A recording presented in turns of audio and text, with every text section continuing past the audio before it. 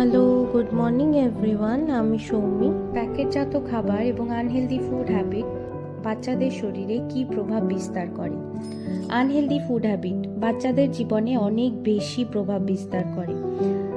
বাড়ির খাবার দাবার যেমন মাছ, মাংস, ডিম, শাক, সবজি, দুধ থেকে যে নিউট্রিয়েন্টস বাচ্চাদের শরীরে সবচেয়ে বেশি দরকার তা প্যাকেটজাত খাবার খাবার ফলে তা তারা পায় না, যার ফলে বাচ্চাদের নানা রকমের সমস্যা, যেমন সঠিকভাবে ব্রেন ডেভেলপমেন্ট না হওয়া, ইমিউনিটি কমে যাওয়া, কোনো কিছু শিখতে দুর্বলতা, কোনো ইনফেকশন দ্রুত বৃদ্ধি হওয়া, এই সকল সমস্যা আসতে পারে।